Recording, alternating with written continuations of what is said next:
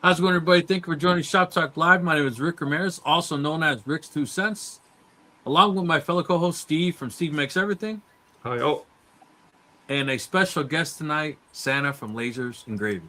Hey, everybody. How are y'all this evening? Hope everybody's good. And Watson. I've been giving Bamboo a hard time lately on our live saying, what's up with no filament, no filament, no filament? And I've never been able to get refills. I got a refill. So as we're performing with lives, I was telling Steve I was having a hard time putting it on. He says, just give it a little love. And I gave it a little. Yeah, he was on top of it just a minute ago. Yeah, sometimes you have to stand on them and twist a little bit. You saw me, right? So yeah, I saw you up there down like that. Yeah, so I think the skinny on Bamboo running out of filament is they're letting supply dwindle because they're setting up their own manufacturing lines. Oh. Have they ever said when they may actually start producing it and paying? I guess it's going to be soon, but like I thought that their filament was made by Sunlu, but I don't think it is anymore. I think it's made by Elegoo. Because I got a Bamboo has a really nice bright yellow filament called sunflower yellow or something, and it's great. People love it every time I print with it. And I bought I ran out, so I thought, well, it doesn't really matter as long as I don't mix them. So I'll just start the next run with this other yellow. But I bought this Elegoo filament, and it's exactly the same color. Like I changed filaments in the middle and couldn't tell the difference. Yeah. There can't be more than 2 or 3 companies that actually sell it anyway. Not in those kind of volumes, yeah. So. Like there's lots of small companies that'll do it, but I mean, Bamboo is going to use thousands of rolls a day, right? Like they're gonna. My local 3D place that I go to here, they just started selling their own brand. So I don't know who they're getting it from, but what was kind of interesting to me is they were looking at getting a recycling, one of the big recycling, industrial recycling machines. And they ultimately found out that the amount of time and energy that they have to put into it right now, it's really not worth it on a big scale because of the simple fact that they can't get enough in to run it continually. So yeah, and that's the thing, right? So I fired up this Creality R1 shredder the other day, well, a couple of weeks ago now, I guess, and it works really well, but it only handles small stuff, right? Like purge, small parts, that kind of thing. But it does a really good job on those. It won't do big stuff. And I talked to another company who they make industrial shredders, so you can throw basically a house in there and it'll grind it up into powder, right? But they're moving towards consumer products. So their consumer product that would do most of the stuff that I would ever want to shred is still going to be like $3,000, and it's like, yeah, that's a lot. I don't do that much recycling, but I am doing a lot more now. So the one thing I said is that I've used Sunlu, Creality, Bamboo, Micro Center. I would never recommend Micro Center. I can tell just by the name you wouldn't recommend it. Yeah. Right. So because of our lives, someone reached out to me, and coincidentally, they're 18 minutes from my house, which is kind of wild. So it's called 1713 Designs. $6. Wow. There's a requirement you have to buy a certain amount, but $6 a roll. See, that stuff's probably partially recycled too. So what I kind of don't think so. I think what he's doing is he brought me in his basement. Holy print farm. Yeah. This dude is doing printing on a high scale. So I think what he's doing is he's buying like a semi-load at a time to keep his cost super low. And he's just selling his overflow. Oh, well, yeah. So he's not manufacturing filament, right? No, but I don't think he's making money off it. I think he's buying it so cheap that his prints are probably free. Like when you do the math, filament on a spool, it's not going to be $6 if it's new pellets, if it's 100% new. Like the math is just not there, right? The spool is going to be $2. Well, I mean, you've got, like Steve, when you're working with that Creality, you're having to put some of the new back in there anyway. So that's a cost as well.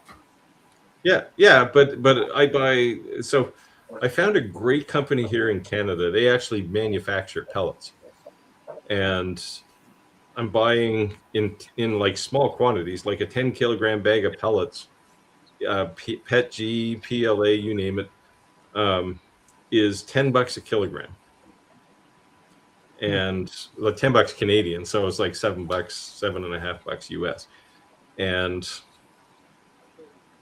if I'm using half a kilogram to make a recycled spool, that's $3.50, $3.25. So the thing to me when I notice when I'm different brands is white. This is the first white I've ever seen besides Bamboo Labs that is white, not like a tint to it. Or something. Pure white. And then same thing with red. Bamboo's red is like true red, like fire engine red, right? And Creality is like a more orangish. It's not like a true red like that fire engine red. But that's just like Bamboo has like 4 or 5 different colors of red, right? Their standard PETG red. If it's PLA basic red, it's just red. Like it's right. The standard PETG, everything I print is PETG. Oh yeah, you use PETG, but same thing. They in the standard PETG colors, they have the same thing. Right. But what I'm saying is, even the standard PETG Creality, even the standard PETG Sunloop, like they have a different variety of red. But I just like Bamboo's red because it's like fire engine red. It's like the true red, right? Yeah, in the matte colors, I think it's the matte colors. They have a crimson red, which is really nice. Right. So, and then the blue, like the royal blue, they're the only ones like that deep royal blue. The other ones are a little more green to them or whatever. So, but that's a color preference. It's just, I like that color preference better. Not necessarily that one printed better than the other. It was just the color that I like better. But the thing is, I keep saying is that you can't buy what you can't have, right? If it's never in stock, it doesn't really make a difference, right? Yeah. Like you set up for those notifications, you don't buy it instantly, it's gone. This is the main interest I had in Creality's filament extruder, or anyone else's filament extruder for that matter, is that I can make, because a lot of customers want stuff done in their corporate colors, right? If you're doing, even if it's a prototype, because most prototypes I do, it's a prototype in white, right? So you get white plastic, but some of them want their actual corporate color. And make a custom color. You can't always buy those colors, right? Because you try and get a lime green, and it's not just any lime green, it's lime green 47, right? Whatever color. You just can't buy them. So you got to make them. Agreed. Mountain Bike 12, good evening from New Mexico. That seems like a new name. Let us know if you're new. It is. I don't recognize the name. Hey, thank you for joining. Let us know if you have any questions. Tom said, hello, everyone. Of course, thank you, everyone, for letting us know where you're coming from. Let us know if you're checking in. If you have any questions, let us know. And I want to make sure that, obviously, besides Santa's Living Grave being a loyal watcher, one of the main reasons I wanted to bring one to live today was because I wanted to talk about a leap of faith, right? And I think that people all the time, they ask us, what's the best laser to buy? What's the best CNC to buy? I mean, that's like always what's the best, right? And we're always honest and say, what's the best that you can afford? What's the best within your means, right? But at some point in time, you have to make a leap of faith to say, like, I'm going to make this purchase and see how it goes, right? And then go from there. And I'm asking this leap of faith question because in our eyes, and we kind of made lightly fun of you as a friend sometimes because your shop went from like a beginner to like knocked it out the park. So if you wouldn't mind sharing your journey, right? Because that's the other thing. People don't see like, hey, there was a lot of behind the scenes going on before that happened. Like, what was your leap of faith? What made you say like, okay, I'm gonna go from this dial laser to this, and then I'm just gonna go balls to the wall, like I'm in it. Like, I'm gonna go spend $15,000 to fill a shop. we'll back up just a little bit. I was telling Steve earlier before the start of the show. My background is engineering, of course, and I have a degree in engineering technologies, which is CNC machines, G-code, programming, quality control, all those different kind of things. So I've always had an interest in that stuff. My degree or my career ended up going into civil engineering. So I totally went in opposite directions of where my degree was. But several years ago, and I know a couple of you have seen my Jeep, I bought the Jeep when I started playing Santa here in New Bern and decided I wanted to put some decorations down the side and that kind of stuff. And so I called it Just Be Claus. But what I did is I bought the actual stickers to go on the side of the hood to begin with. I then asked them about creating a set of lights with the string and all that. Well, he gave me an outrageous number. And I thought, well, you know, I know how to design. I know how to use computers, and I know how to use CNC type machines. So I ended up buying a Vevor 24-inch printer, vinyl printer. And that's where it kind of started from. So I went from that to really enjoying doing that, but I hate weeding. I absolutely hate weeding. So that was my downfall with it. But at the same time, I'm about 5 years away from totally retiring. And being a type A personality, I'm not going to be able to sit still. So I started looking into lasers and 3D printers and stuff. And this machine here beside me was the Monport, 60 watt. And so when I started reviewing it and that kind of stuff, I ended up buying it just to totally play with. And it's got a bed big enough that I could back stuff out. At the same time, it could get me to do some shows and stuff like that. So I could really start working towards, in 5 years, I'll be totally set on what I want to do and that kind of thing. We've talked about it, you know, me talking to you guys about niches and stuff like that. So I've got plenty of time to really see, and living where I do, I've got, you know, plenty of options. So anyway, bought that and I had it in the garage. And the wife finally said, I want my car back in the garage. So we ended up buying this building I'm in now. It's a 10 by 16, and went through and put the insulation in, put the walls up, run the electrical, the whole 9 yards. So when I put this machine in, the very next thing I did is I went and bought, you can probably see it over there, is the fiber. That's the 30 watt Monport fiber laser over there, the Mopel. And so between that and that, I was, you know, pretty good. About 6 months ago, the one thing that I wanted to see was the spot size of a diode. And so now I have the little F2 that's back there behind me. So between those three, I have really got a rounded experience. And then, of course, the UV came out, and I don't know when I'll have one of those. But it's soon. Yeah. So it's on the list. Yeah, but that's kind of how it all started. And the other thing is between, or right before I moved here, I was the president of Woodworking Club, and I did all kinds of woodworking. You know, I've wood turned, I've made tables and all that kind of stuff. So I've always kind of been in that kind of thing. But really, to get into the machines and stuff, that's been a little over a year now. So I got a question, because we tell people all the time, don't finance something with intentions the machine's going to be able to pay for itself, because the chances are that you are the roadblock, not the equipment, because you're learning it, right? So you're behind the eight ball to begin with. Right. So did you kind of pull out sock drawer money and just, you know, say, I know I'm going to make this back, and you were committed to the cause? Is that kind of? Yeah, but basically what I did is I had enough money to get the first machine. And I said, let's see where that goes. And so when I was able to make that money back, then that's when I started saying, okay, because that's when I formed my LLC, so I could start saying, okay, I can show a little bit of that machine purchase, you know, on the taxes at the end of the year. So that's how it went from that. It started out as just a hobby to do so I could learn it, and then I've started working it towards the LLC part. I'm asking all these questions, not something personal in business, but because people have to understand that, like,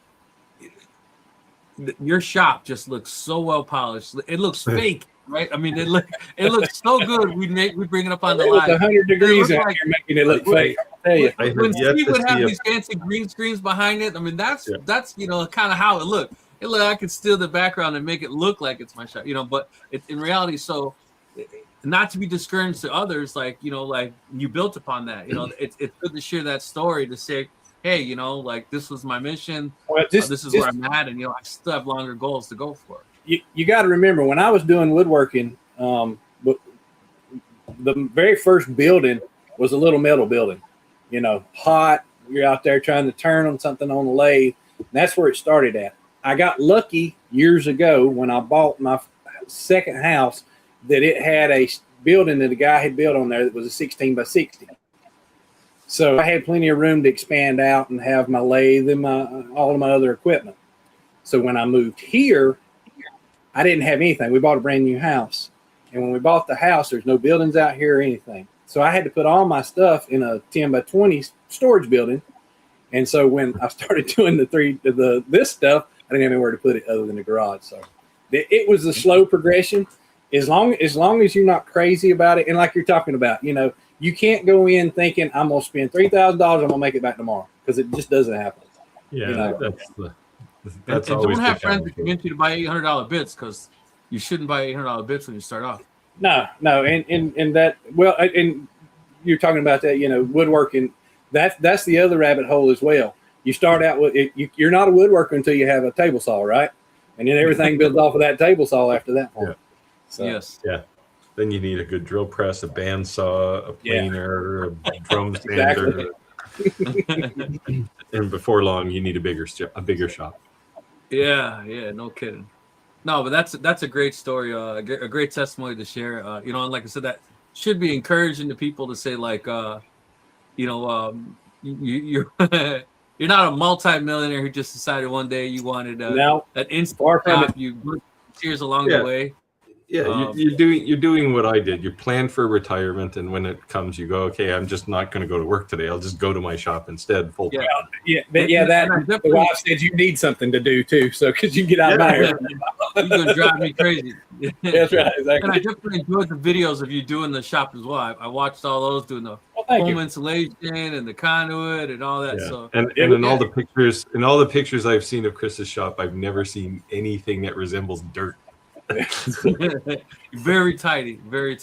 Whereas I swept my shop floor today, and I swept like half a garbage bag full of dirt off the floor. Sawdust, metal shavings, you name it. Yeah. So very cool. Tony said hello from Cleveland, Ohio, in the house. Tony. Jim says, "Oops, I almost missed you both." So, Rick, I will point out that in your list of live streams you sent me, you had live stream 114 and live stream 115. The links are swapped. Oh, did I? I'm sorry. Yeah, so I posted it, and Tim Sands called me and he said, "No live stream tonight." I went, "What? Of course there is." You not see all that? And it said it's the live stream for May 13th. Yeah, see, that's just way too clean. Yeah, it is definitely very clean. Is that like a flat screen television you got there? For watching Yeah, well, it's my flat screen's right here now. So nice. It's over here on the other side behind there. So when I'm out here running anything, I can watch a little TV while I'm out here. So nice. Nice. I just flip on YouTube cool. And let it scream in my shop. Yeah, so sorry for the confusion here, guys. Yeah. So I'm a Best Buy authorized influencer now. Oh yeah. So I don't know. I was looking at some TVs. You guys got any good ideas? Something that I should grab from Best Buy? I have $370. So you want a Hisense L9Q ultra short throw projector? Projector? Yeah, one of these things. Like this, but it's the next one up from this. I've been thinking about making like a drive-in in my backyard. I always thought that'd be pretty cool. You could do that with an L9Q because the thing has got like 5,200 lumens or something. Like the thing is like the sun. Yeah, because I can go on Amazon with one of those blow-up ones, pretty cheap. I thought that'd be pretty cool. As a kid, I loved going to the drive-in, but they don't really have them anymore. Yeah, there's not very many drive-ins left. Yeah. David said, good evening from South Milwaukee. Hello, hello. Thank you for joining. So were you happy with the CO2 being your first official laser because it was versatile on what you can make? Or were you happy? Yeah, the amount of materials that you could use for it is one of the main reasons, because as you know, you're limited on the fiber anyway. And the diode, I didn't know enough about it at that point as far as its ability to cut. And so that's why I ended up choosing. And that's why I went with the 60 watt, because I wanted to be able to, cut out shapes and stuff like that. So. There are things that are there. You can do them on other lasers, but they're actually nice to do on a diode laser. Especially the F2. If you've got like the conveyor option. Yeah, I do. Yeah, the one thing that I liked about that 60 watt, I have a 40 watt, is the footprint is so much bigger. But the problem with CO2 lasers is they're so big, right? So when you jump from a 60 watt to 100 something watt, the laser's 4 times the size. So you got to have the footprint space. But the 60 watt is a nice workable space without being as big as like 100 watt, so I think once you go 100 watt, you got to really be committed to the space, not necessarily to the, what you want to make with it. This one takes up basically 2/3 of this small wall over here. So. Yeah. Yeah, I actually tore my 90 watt laser down. I just needed more space. I have this rule in my shop now: when new stuff comes in, old stuff goes out. Otherwise, I just won't have anywhere to stand. So yeah, I had to retire it. I mean, I built it myself, and I mean, I did some videos on it, but it paid for itself 5 times over, so I wasn't too upset. But now it was a 90 watt, and I don't have anything that big anymore, so it's a bit of a disappointment. But I will soon. So on my CNC, the biggest thing I've been making is I bought sheets like full 4x8 sheets cut in half, because it was way cheaper to ship. I could actually get I think it was like $13 or $16 FedEx, like a standard price, because the size it fall on it's so skinny. They actually had to double check to make sure that they were going to let it happen, right? Because how cheap the shipping was. But so if you buy the full sheet, it's super cheap. It's way more money to buy a half sheet, 2 half sheets. So I just said, can I just buy a full sheet? You cut it in half, and they're like, oh, okay. So I was making tons and tons of things with that. The like the tricolor plastics, it's the red, white, red, or all these different colors. So we're talking about the 3D printer, and said, well, how much longer this would take to make this on a 3D printer? But then Steve's comment was, well, you're making something from nothing versus you making something not from scratch, right? Yeah, you're making less of something that was there before, right? Right. So this is very cool. Yeah. So that's not 3D printed. This is 3D printed. Oh, okay. It's 3D printed. So we still actually haven't seen your CNC operate yet. No, the point was that I'm gonna put the two next to each other. Oh, okay. No, I haven't put the PW and CNC together yet. I need to do that. You got to quit your day job, man. It's taking too much time. I know. No, I was gonna dump a bunch of Onefinity equipment, but because PW and CNC sponsored me with the CNC, I didn't do it first. See, I will say, if PW CNC is listening, I would test your CNC and I would use it. Just saying. Going back to the how did we get into all this? I have a 3D printer as well, the AD5X, and that was good for the fact of learning the 3D again. I used to do fusion back in the day, so that's the next part of this journey. Yeah, it's not a bad little printer for the money either. No. I know you had a couple of problems there, but I assume you got them all resolved. Yeah, so far. Hey, Radu, I did see your email about the sticker. Don't worry, this weekend I'll be getting to stickers. Sorry, I've just been crazy. So anyone who sent me an email on the stickers this weekend, I'm actually going to do the stickers. I caught up in all my orders, and I had a ton of orders I had to get out, Mother's Day and stuff like that. So stickers this weekend. So if you send me an email, expect your reply.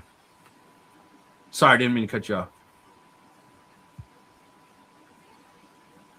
Kevin, new name. I don't recognize the name. Let us know where you're joining us from. If this is your first time joining, thank you for joining us. Hey. Welcome aboard. I think another new name, Gordon Gregory. Hello from Nebraska. Thank you for joining, Gordon. Let us know if you have any questions. All right. Anyone want to take this? Tim says, have you ever... Oh, Tom, sorry. Tom says, have you ever tried Coex 3D filament? No. Never heard of it.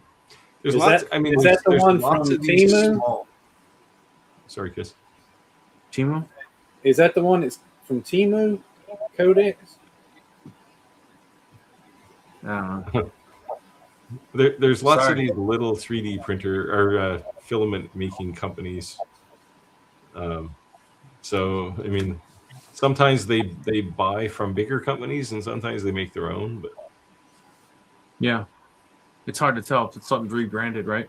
I gotta say, now that I'm kind of into filament making, it's kind of my thing now. Like I actually I need a spool of white. Oh, I'll start a spool and go for a coffee, and I'll come back in 45 minutes or an hour, and it's done. No muss, no fuss, right? It's great. And no Santa. Yeah. Red Dewey said, no Santa. Oh, wait, he's there. Yeah. I responded back to He's not in the comments. He is on the camera. How do you like that, guys? Said, new here from Maine, USA. Thank you for joining. Oh, Big Sarge. Yeah, I was talking to Tim about you. He mentioned he dropped your name.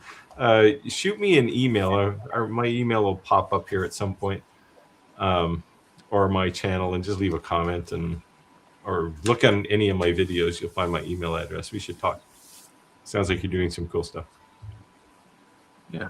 And let us know if you have any questions. Obviously, we can try to answer them right away. Alex said, hey, guys. Hello. Thank you for joining.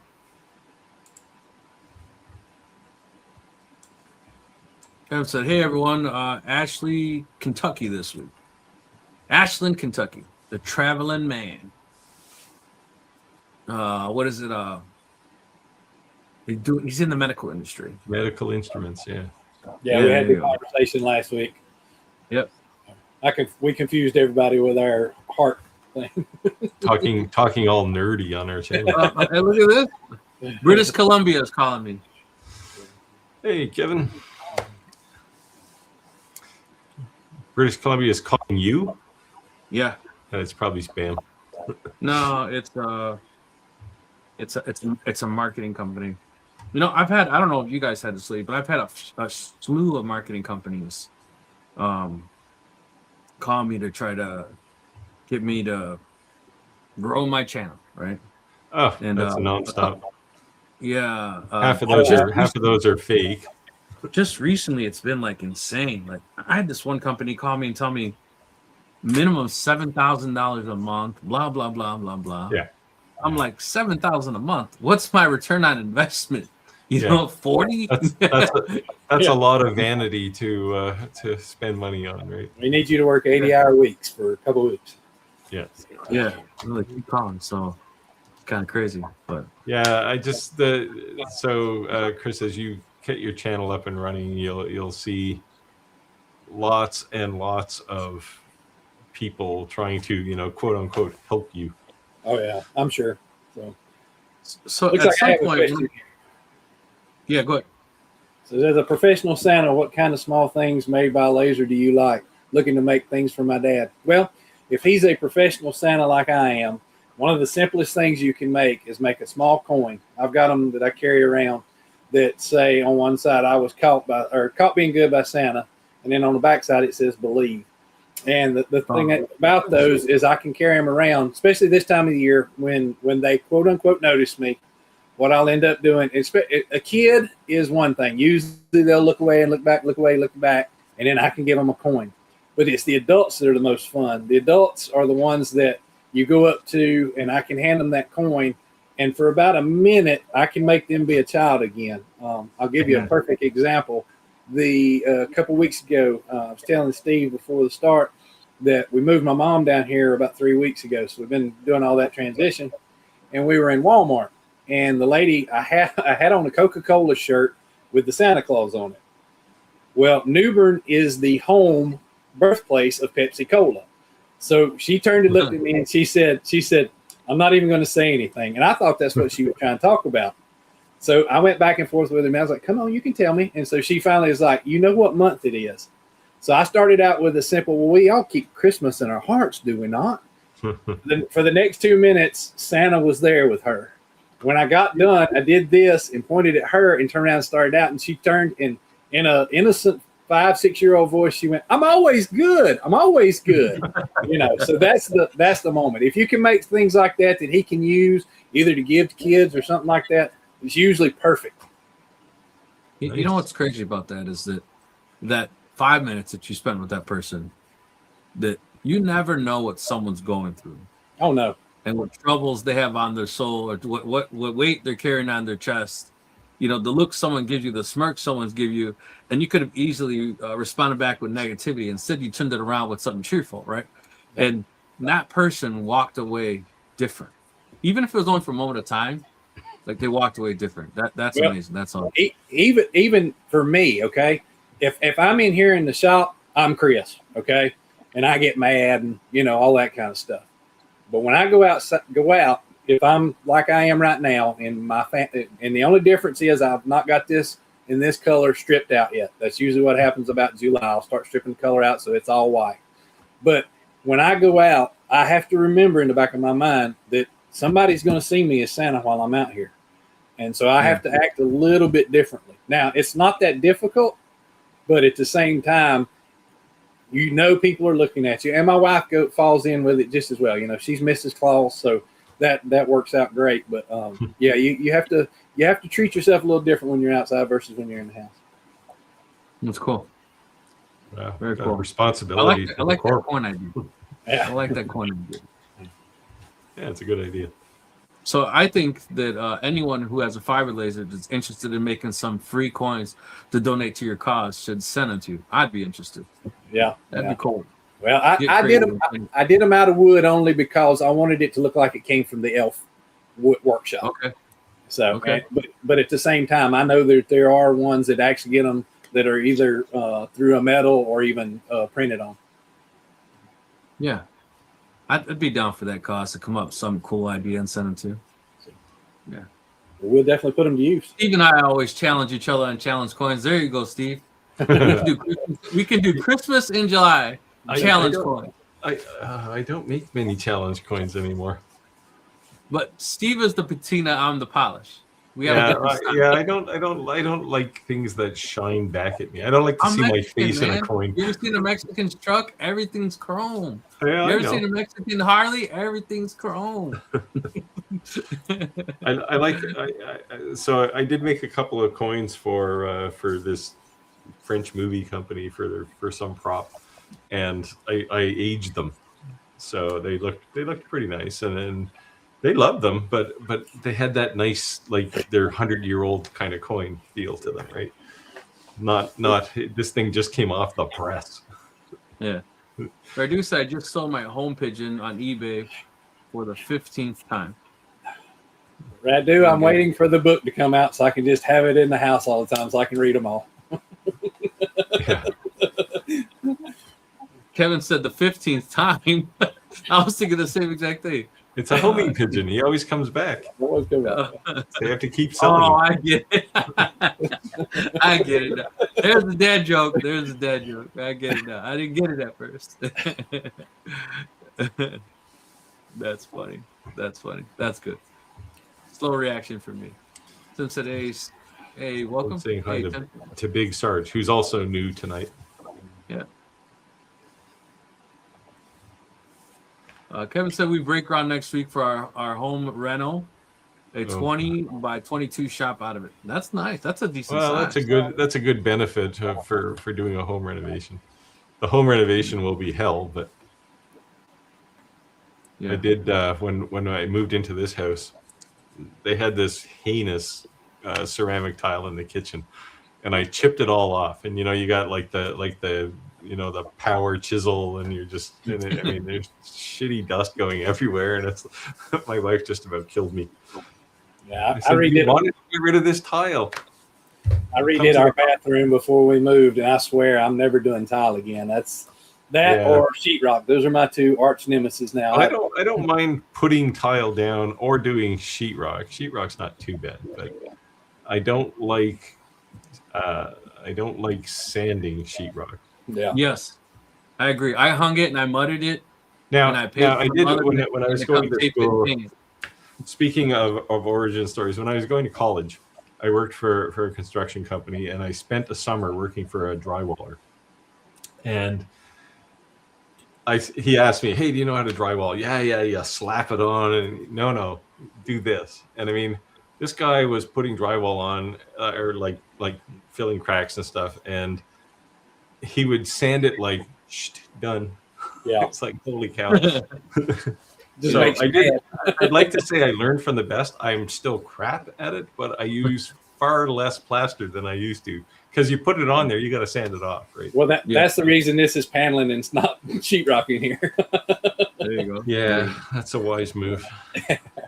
Well, appreciate everyone checking in. Let us know if you have any questions. Otherwise, we do appreciate people just hanging out. Spectrum Reality said projectors are the way to go. Yeah. I got to say, I'm liking this projector back here. So where's it actually at? Up the middle, I can still put video on. Where's it actually at, though? It's right here, right behind me. On the floor. It's on the floor, like pointing up. Well, it's not pointed up. It projects upward. Oh, okay. Like the throw on the thing is only like 12 inches or something, so it's very close to the wall. I've thought about getting one of those to project on the house, Christmas type stuff. Well, I've seen some crazy things with those. That's pretty cool. Yeah. Yeah, for that you can use any projector. Yeah. In fact, if you lived closer to me, you could have one I have hanging up on the ceiling in my shop, because that part of my shop used to be my golf simulator until I screwed up my back. But it's still there. Actually, the simulator's still up there too. Craft Creations 2023 said, "Hello, fellas. I think another new name. Let us know where you're joining from. Yours? Thank you for joining. Awesome. Let's see.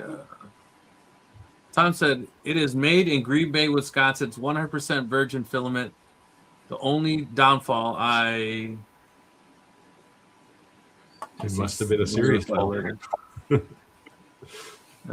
find anything else. So. Prism Sprint, better late than never, said made it late. Appreciate you joining live.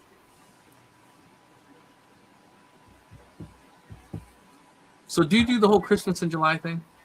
I can, yeah. It basically what I do, and I just literally sent out on my Santa side, I literally just sent out a quick thing from my Facebook page, because you can do summer Santa, you can do Christmas in July.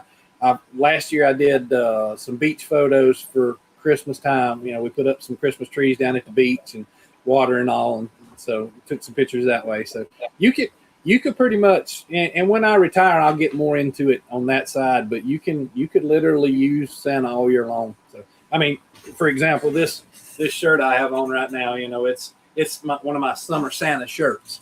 So I have shirts for both, times of the year. What about the pay to have your kids call you, FaceTime type thing? Oh yeah. I've done that. I've also done the one I haven't been able to do yet. They call it a runaway Santa. So basically, what you do is you get your kids up early, and I would be outside somewhere. You turn the light on to your back porch, front porch, or whatever, and I turn and I trot off, and they have caught Santa as he left their house. So that's one of the ones I haven't done. But the thing is I've graduated from the International University of Santa Claus. There is all kinds of classes, and you learn all these different things that you can do. But you can do commercials. You can do just a ton of things that you could potentially do. It just depends on how much you're willing to invest in your time. I don't know. Running around in somebody's backyard in the dark in the morning seems like a good way to get arrested. So I'm sure there's some professional etiquette classes in there, right, to do with Santa. Yeah. And you also learn. You were talking about tough situations. Living down here where I live at, the Cherry Point Marine Corps base is within 15 minutes from my house. So you have a lot of kids that are moving in and out. And this last Christmas at the Santa house, I had one little girl who came and asked, or when I asked her what she wanted for Christmas, she said, "I don't want to move to Guam." And so I had to switch from being Santa Claus. Well, not switch, but I had to switch from what do you want to, well, look, Santa loves you. And regardless of where you go, Santa always knows where you are and he'll always be there for you. So that little 2 seconds, and it probably didn't help her a whole lot, but just to be able to get that moment where she would then turn around and tell me, those are the things that are really fun for us as Santas, to be able to take and make a few moments. That's cool. That's cool. So the big part, like we always say, we talk about niches, and that it's okay to copy a niche, right? Because you see somebody else successful, but to actually get a niche that's something you're into, right? Yeah. It's just a whole nother level. Like, Steve being the Silver Fox, if he was to come out with other stuff geared towards that, Yeah. No, but I'm just saying, if you're passionate, like obviously I make memorial stuff because that's my original niche, but in my trades, I'm a lineman. So if I'm making, stuff for a hard hat, just you're gonna have more passion for it. People are gonna be probably more willing to buy from you, and then I think that's a great way to sell something, because you're in it more. Yeah, well, that you got to understand too that to truly be a good Santa, you have to be Santa while you're out there. And so when I go out on these shows and stuff, I have my little coins with me, and of course get recognized or whatever. I've got my little sign that even says Santa's laser engraving right there on it. So that's able to draw the kids in, and so that I'm able to play both roles at the same time. That's cool. Yeah, but what do you do when you run into another Santa and it's like, is it? I had well, most of the time this time of year it's not too bad. If it's during the season and you're both in a suit, that's when it becomes a little more hairy. But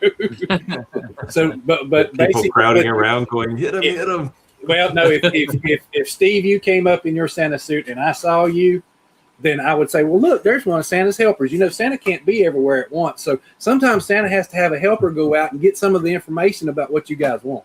And that's how you would do that. That was a flex. Like, I'm the real Santa. Yeah, he's the fake. I'm real.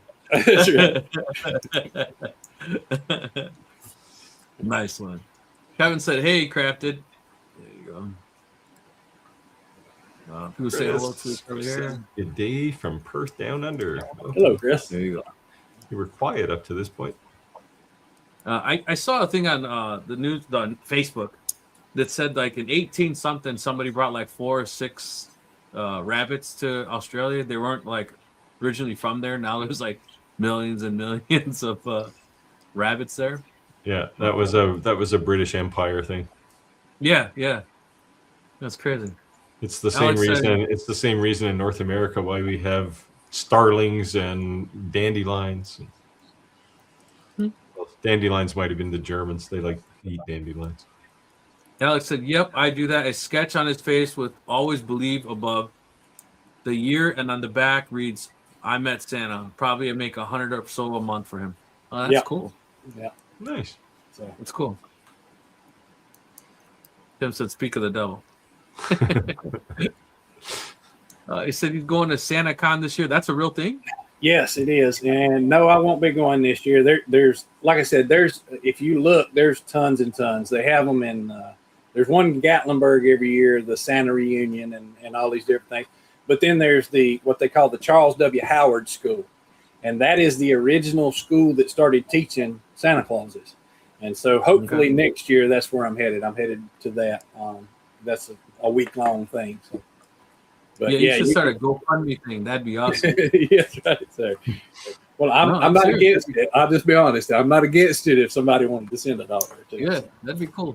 That'd be cool. Yeah, but yeah, there's all kinds of, and I've got one coming up in a couple of weeks. It's going to be in Raleigh, and it's just a local group. And I also I've kind of head up the local ones around here. We get together once every couple of months, and sit down and talk about either a situation that we had and how we resolved it. That way we all kind of learn from each other.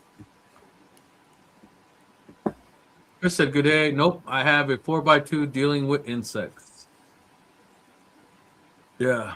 I tell you what, I have bug zappers in my backyard.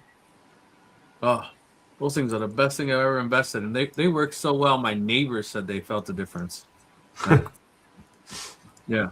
Although the new bug zappers, of course, there's a whole species of insects that are now extinct. But yeah. Although as a kid, I always enjoyed that. Right. These things that just change color. They don't make the noise. I'm like, come on, man, that's half the fun. Yeah, I got to say, where I don't know, I threw a dart at the right place on the map when I decided to move here, because we don't have mosquitoes here.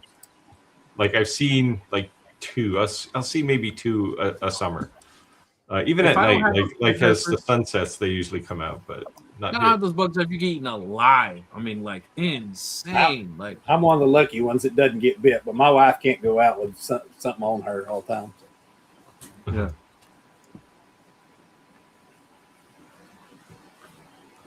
Kevin said, asking me if I'm in New Bern, Alabama, Tennessee, or Georgia. It's actually New Bern, North Carolina. It's about 45 minutes from the Atlantic Beach, Morehead City, that area.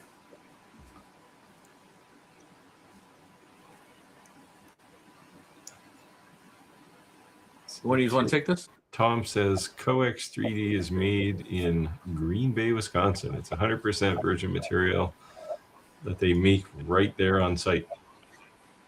Cool. That's cool. I mean, if they're making it there, it should be cheaper because they don't have to pay shipping on anything, right? Did he say how much they were selling it for? I didn't see that. I don't think he did. He just said, "Have we used it?" Right? He said, "Yeah, Rick, those jokes are always better when you have to explain them." It was a delayed reaction for you getting it. Yeah, that was a good one though. I might actually tell that one. My wife sometimes when I tell jokes, she says, "Oh, I'm surprised you didn't mess the punch up." I says, "Why are you ruining my joke, man?" What do you want to take this? Reno, after stripping some walling, I found an autograph of a local football legend he did for putting up the walling. That's pretty cool. And when he says football, it's like real football, not American football or Canadian football. You're talking the round ball, not the. My house was built in 1865, and every time I take down a wall, I do something. I'm like, please, God, let me find something cool in the wall. The only thing I've ever found was a potato sack, like those old brown potato sacks. They used it to insulate one of the walls. No old coins, no old bottles, just potato sacks. Chris said Christmas in July is normal Christmas weather for me. Yeah, I'm sure it is. Yeah, I think by me, Christmas in July was a big thing because they said that Christmas you don't always get to be with your friends because you're with your family. So Christmas in July was like a Christmas Friendsgiving or whatever they call it. Yeah. Because you spent it with your family. So.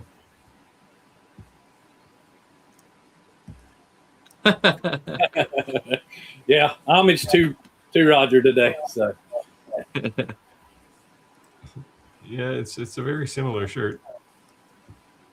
So I used to tell the kids that they were moving is to stop. I'm sorry. I used to tell the kids that where they are moving is to stop. I make before we are. So their presents are first. I read that some kind of messed up way, but basically the kids are going to still get their gifts. Yeah, I would imagine for military kids, man, that's rough. So Big Start says he's new at marketing of 3D printed products. Uses Fusion 360, not bad. I design and print my own packing to conform to standard shipping boxes. I'm wondering how you all feel about an unboxing experience. An unboxing of boxes? So the other day I was talking about Skylar. I ordered this cross from Skylar. And if you don't know who Skylar is, you guys got to check her out. She's one of the admins on our Facebook group, and she's on our live all the time. But she is an artist. Yeah. to say the least. And when I received a cross from her that I had made for my best friend's husband who passed, as being her friend, I just expected her to like just throw it in a box because you don't have to like do anything special for me, right? I'm just a friend, save the money. But the tissue paper, the sticker, the card, the handwritten thing, like presentation, like that presentation, like as you're opening it and knowing that it's a memorial gift was that much more. It was like a wow. So I'm bad at that. Like I throw in the bubble wrap and send it off. You know what I mean? So that to me was like, I need to be more like this. See, now you're gonna spoil Tim because I sent him a box today and it's just a bunch of stuff thrown into a box. Now he's gonna be looking for tissue paper. So I would say that the unboxing experience means a lot. Yeah, what I used to do with things like charcuterie boards, because they sometimes come in weird shapes, but you have, if you're using a CAD tool like Fusion or something, you have the design already, so you have the outline. It's very easy to cut it into cardboard, so your piece just fits right into it perfectly, right? That's what I was normally doing. And you put a bit of parchment paper or tissue paper or something on top and bottom just to make it look fancy, and people seem to like it a lot. I mean, it's the difference between opening, say, an Apple computer and that computer you just bought, which is probably wasn't as nice, right? And it's just experience starts the second you get the thing, right? Well, really, in the case of something like Apple, it starts when you're ordering it, but the real fun is when you actually get the box and you pull one little tab and everything just kind of opens up. It's pretty awesome, right? So I would say, like Roger would always say, being mindful of the package size, right? Because an inch or 2 inch on a box size can make a huge difference in shipping costs, right? So that's one thing for sure. But that's what my mindset was. I wasn't always thinking about the unboxing. But even doing that doesn't mean you have to make a sacrifice on the quality of that experience, right? Right. That's the point that I'm saying, that I was so focused on saving on shipping costs that I wasn't even focused on, the unboxing experience or something. Maybe we should get Big Sarge on and see this experience. But the same thing that you're talking about shipping charges, you get too fancy on the inside, then you're dealing with that side of it. I mean, you don't want to do it to the point of increasing the weight unnecessarily, for example. Right. That's what I'm saying. She used tissue paper that weighs nothing, right? At the end of the day, you're buying that in bulk. Like even if it was like the Amazon brand tissue paper, it still looks really nice. She just had a real nice presentation way with. But doing like custom fit boxes for things, then you don't have any bubble wrap or anything, right? You just fit the thing in there and it works perfectly. Yeah. So one of the things I was doing is I would save all that like thick styrofoam, that white stuff. Yeah. And every single packaging I had, my wife's like, "What are you like a hoarder saving all stuff?" But exactly what you just said. You're lazy engraving something out. I would just cut out the outlines in the box. Yeah, that's all. I do that quite often, actually. Yeah. I mean, I try. I have so much of that white foam now. I don't generally save it too much. I have a box full of that stuff. Yeah, when the box is full, then it goes in the trash. But at least keep that box full. Yeah. Chris said, "Who was it? I don't want to know the blame for the rabbits. I want to know who to blame for the rabbits in Australia." Well, don't you have cat problems there too? No, that's in New Zealand, killing all the kiwis. That was another British contribution to the world. All right, here you go, Steve. Kevin says, "Steve, do you actually have a laser injury?" Well, it's pretty much healed now. It's this arm. Yeah, the scar is gone. I did though. That's why that's what inspired me to make this shirt. Is you do dumb things with lasers. You got to tell the story though. I told it last week or 2 weeks ago. Somebody did. Yeah. I was doing a customer thing. So a customer sent me like 600 watch bands, so these silicone watch bands, and wanted their logo engraved on them. So I made this big jig with a whole pile of these things in it. And I pushed the start button on my laser, and I saw bad things about to happen. Something wasn't lined up, and the whole thing was going to be messed up, and they're not my bands. So I reached in there to fix it. Now, as you know, Chris, with a CO2 laser, the beam is pretty much open across the top of the gantry as it goes down into the last mirror. my arm was in that beam. Mm. And while I was adjusting things, I thought, why does my arm hurt? It's like, oh. And I had a really nice kind of messed up arm there for. He said it was the hazing process. It was so the bad thing was it hurt like hell. Like it was sore for 2 or 3 weeks. But the good thing is it didn't bleed because the laser just cauterized it back together. It's just basically like a cooked steak embedded in your arm. Chris said, where I grew up, we had mosquitoes that kidnap calves. Yeah, that's what I'm saying. Like, they're bad by me. But those bug zappers, man, they make a world of a difference.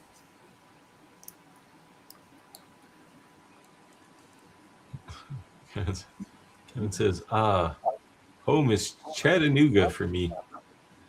Next time I'm your way, we need to shake hands. I'm not sure who's in. He must be talking to me because he was the one asked. I think he was the one to ask about Newbern. Oh, yes. Crafted Creation said, have any of y'all ran PCTG? This is an interesting filament. So I what haven't is been able to get my hands on it because there's only a couple of companies that actually make this, and it's a nice filament. Like I gotta get some to try.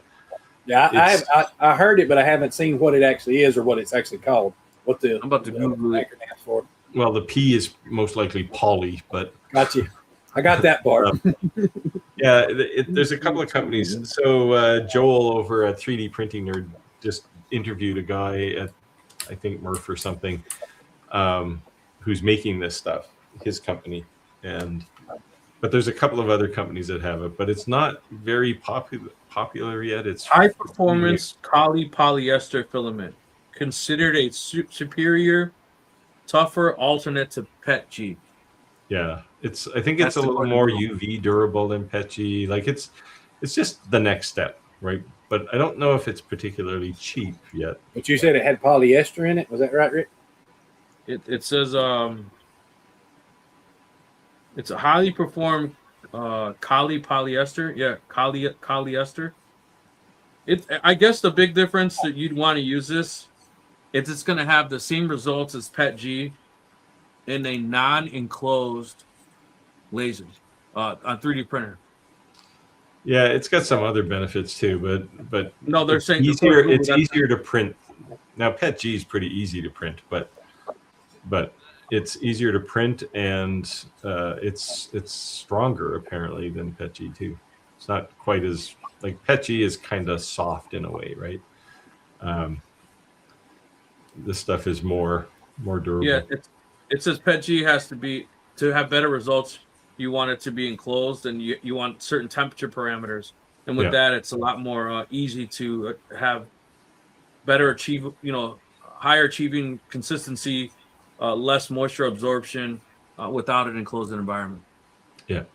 So probably if you had an enclosed environment, all the other things would be even better. But the point is, this is one that I'm sure by this time next year it'll be a lot more popular. Yeah, I've never heard of it. It's really just getting kicked off now, right? The plastic shape type has been around for a while, but somebody just decided it would make good filament, and looks like Creality makes it. Yeah. That's the only big name brand that I see that's selling it. Yeah, I'm sure by this time next year everybody will be selling it.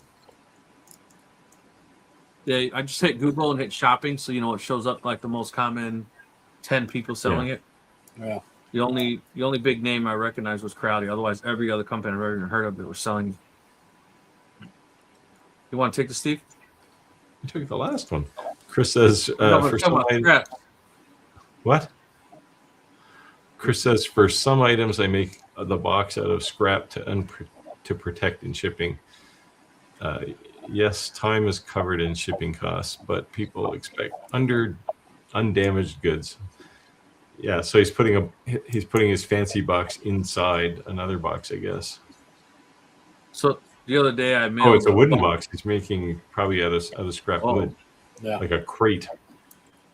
The other day I sent a bunch of challenge coins to some linemen, and I didn't want to because they're in that plastic hard cover, and I was like, what am I gonna protect these in? So my wife had just went to Sam's and bought a big giant box of yogurt. So I cut the yogurt box and just basically put it on both sides and taped it in between it and threw it in an envelope. And I got a message back on Facebook that says, "Oh, I love that yogurt from Sam's too." I didn't know where you were going with that when you said she bought yogurt and you were talking about packing something up. I didn't know where that is. Yeah. Pack them in yogurt. But I didn't hide that it was a yogurt box originally. You know, I just used it as garbage scrap. You know, but throw the coins in, suspended in yogurt. No, it's just the box that they came in. She bought the whole box.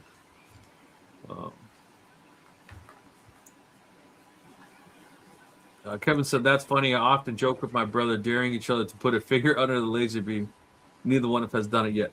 You know, a friend of mine has don't take my advice. Don't do it. A friend of mine has a really bad tattoo, and he says, "You think you could take it off with that fiber laser?" I said, "I don't know, man." Well, the answer is yes. But... Yeah, we take it off. I said, "I don't think it's a good idea." He said, "Well, we should just try." Hold my beer. Yeah. You might want to keep your shop locked up. Yeah. So, well, a CO2, if you're going to put your finger in under a laser, a CO2 laser before the lens is not so bad.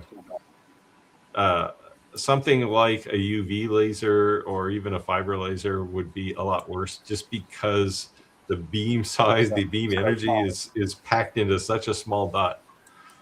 It will hurt beyond measure, we'll say. And it would but truly make sure you video it about. because I want to see the scream. Well, I mean, like a UV laser, the beam is like 0.002 millimeters, right? That's like a nail or a pin, hammering a pin into your hand. Yeah. Yeah, I've never gotten bit by a laser. Let me ask you, it's not subtle. Let me ask you this, Steve, since you've worked with the UV a little bit. I don't think if I got one, I don't think I would do the crystals, but I would definitely do glass. I love running glass. Now, you say from before when you're doing the crystal, you have to be focused. You know, it's got to be just about perfect. Is it the same way with the glass? So it's not really the material that matters that much. It's the laser itself. UV lasers have such a narrow focus, right? A millimeter one way or the other, and you're out of focus quite a bit. Right. So if your laser doesn't have autofocus, you have to spend a little time to make sure that it's focused properly. So how hard is it to do an autofocus on UV lasers and see right through it on glass? So if you have autofocus and you're doing glass, you can just put a piece of paper or something on top of the glass. Okay. And focus on the paper. You'll be out by the thickness of a sheet of paper at the worst, right? Okay. But most autofocus systems aren't that accurate anyway. At least not to notice a piece of paper. The UV one you have, do they have autofocus? The X2O F2 Ultra UV has autofocus. The Omni X doesn't. Oh, it does actually. Sorry, but you have to use their software. With like an F2 Ultra UV, it actually has a red dot and the beam itself, and you just line them up. You can up and down manually. Like lasers. Yeah, that's cool. So I don't mind that. Most of them are fairly easy. Now the Kong marker, the challenge there is, I think in the Omni X, if I remember, they don't have a red dot. They only have the beam, and you frame with the beam too, which is brutal because the thing is invisible, right? So, so there you need piece of paper. They give you that's where Clack was having a hard time, right? paddles. He was actually using the white paper because he couldn't get it focused. Yeah, I use the white paper all the time. Like just a sheet of printer paper fluoresces very well, right, with UV light. So, but Commarker put in when I did the original Omni 1, I had a prototype and I said, like, man, this thing's hard to focus. And so that was their solution, was to put this green paddle in with UV lasers. I hate that paddle, honestly. It's not a good solution. But just a standard, a standard sheet of printer typewriter paper, if you can still call typewriters. That stuff works really well for finding focus. Now, what you lose is the ability to see where you are on the material relative to the framing. But you can kind of slide the paper over and go, okay, up and down is not bad, and then slide it down. Okay, left and right's pretty good. But you do get a much better experience. Like people, on a kind of a side note, people are always saying, X-Tool is too expensive. But this is one of the reasons they're more expensive, right? Their autofocus is great, and their software for positioning things in a crystal is fantastic. So Chris said 1 millimeter autofocus on a UV laser is like 10 millimeters on a CO2. Yes, yeah, that's probably a good ratio. And I mean, it's probably 25 or 30 millimeters on a diode laser, right? Diode lasers, you almost don't have to worry about focus on those. If the beam's hitting the material, odds are good you're probably focused enough. And that's that's the thing that somebody new coming in has a problem with too. If they don't know anything about how these machines work or how you set the focus manually, then they buy a machine that automatically sets. And I just had this issue. I have sensors out on this one, so I had to go from my automatic over to using something to actually measure it. And that's what you see all the time on all these different groups is this thing's a piece of junk. I don't understand why it doesn't work right. I can't get it to focus. Well, you've got to understand those other concepts as well. Yeah. Yep. Yeah, I know. I had a lot of conversations with Jim. He's on, Jim Hamilton. He's on the call here. In the early days, anytime he had a problem, and he must have got tired of me saying it, well, it's got to be focus. Like, it's just... UV lasers. I feel bad for Nancy. But I've always said, and this is maybe the advice for you, Chris, if you have a CO2 laser, a fiber laser, and a UV laser, you can do anything. Yeah. That's why I think my UV will probably be my next one. Yeah. I felt bad for Nancy. I haven't seen her join the live in a while, but she had that Monport CO2 laser. She could never get it focused. I think she ended up getting rid of it. That was the alignment, yeah. Aligning, I don't know if you've had to align your CO2 laser, Chris. It's not. I've never had to. It's scary as hell the first time, right? Because it's like, man, if I mess this up, the thing's never going to work again. Monport had everything crazy glued, crazy when I got it. So everything was that works well until the thing gets banged in shipping, and then all of a sudden it's not aligned anymore. Oh, right? Here it is. Talking about alignment. I have right here at my desk the little book that came with it that's got the alignment screws. So when I go to each one of the mirrors, I turn it whichever way it is, because two of them are set one way, one of them set the other way. And then sit there and argue with myself for a minute or two which way it's supposed to go. And then I remember if you think as if you're using and sighting in a poo-poo, if you're sighting in one of those, you usually go the opposite direction, and then that's when I usually get it right. So fortunately they're developing better systems like the X-Tool P2S, P3. They have a much cleaner system. You almost never have to align those things. I'm working with another company with an unannounced CO2 laser, and they have a 2-screw alignment, which takes seconds. Like the thing is just super easy to use.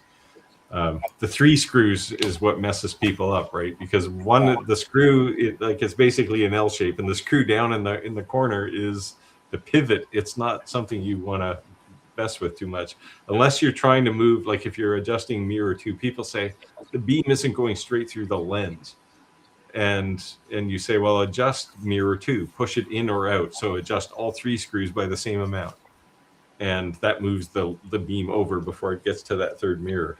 And that kind of blows people away. It's like, oh, I didn't know you can do that. Well, and I think you got to make sure that once you get it set, that you tighten those little nuts down. The inner ring. Most of them have an inner ring on the screws. Lock them down. Yeah, they will float anyway. I mean, at some point you're going to have to adjust it, like temperature changes, or I don't know what makes them go out of alignment, but just vibration, I guess, because CO2s vibrate a lot. Yeah, my Skullfut has 2 red dots. Just turn on one.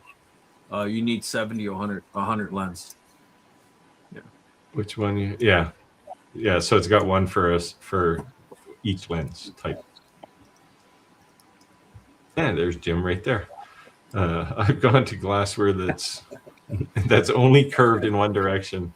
Double curved are a nightmare. Yeah, so he was having one of the things he was having this problem with was if you get a glass like a water glass where it's kind of curved on the sides, and it's certainly round, so it's curved in 2 directions. Yeah, you can't engrave very big because if you go up or down on the glass or side to side, the thing's out of focus. So it's hard.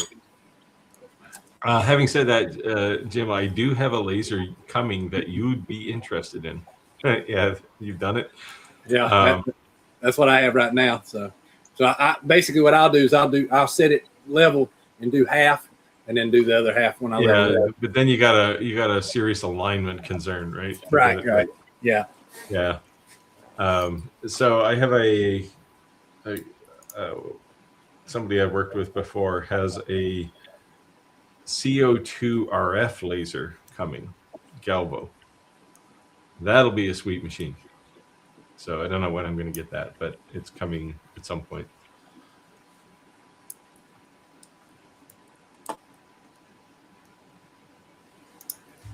What's Rick doing? Rick's playing with his phone. Yeah. Focus, man. Focus. Someone's asking me something. Big Sarge, new name. Big Sarge.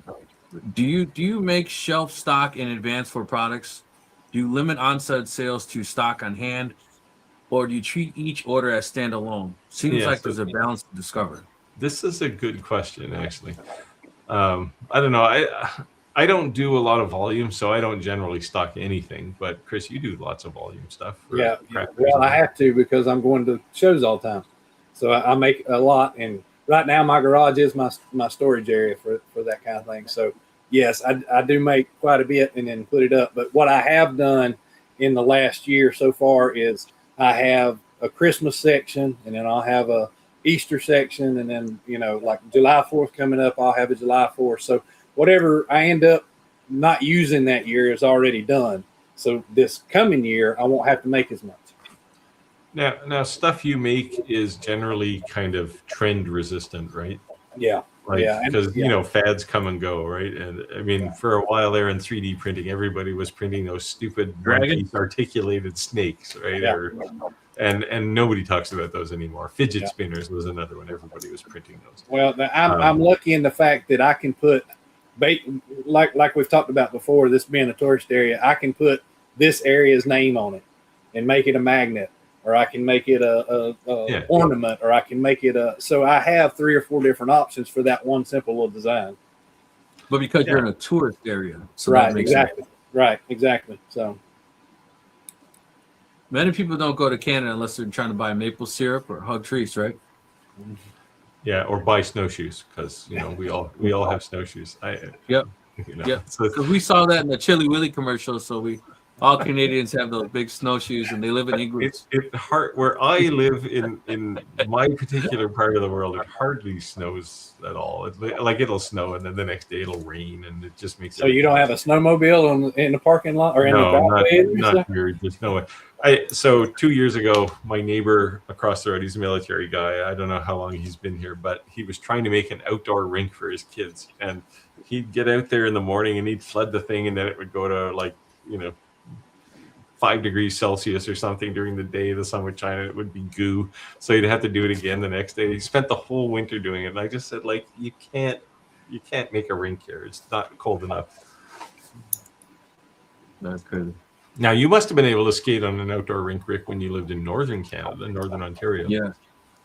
because actually the fire department came to our school, and they built a ring, two rings, one for hockey and one for just ice skating, and everyone brought skates to school, and they skated on before, after school, and during recess.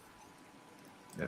See, now living down here in the South over those years, the only time that I have really seen snow like you guys deal with was we went to Minnesota ice fishing, and it was -6 degrees. And I had every piece of heavy garb that I could potentially wear to go there. But we were going ice fishing in ice shanty. You're supposed to be Santa now. Remember this. Now, my father-in-law was just laughing the whole time. But what I discovered was the difference was the humidity there versus here. It's drier there. So unless the wind was blowing, I could literally be in a t-shirt most of the time, and it wasn't no problem at the -6. But the minute the wind blew, that's when I was like, I'm out. I'm done. So I wanted to add my 2 cents to Big Sarge's question. I put feelers out there sometimes when it comes to products, almost like marketing development, right? And to see if something's a must or a bust, I call it. And if I see something consistently selling, so that as soon as the order comes in, I can sell it, I'll start keeping, a minimum of X amount to that, like for instance, challenge coins. Challenge coins are a big process for me. So, I'll do 50 to 75 runs, but then they're generally gone within days, right? But I know I want a 50 or 70 foot run.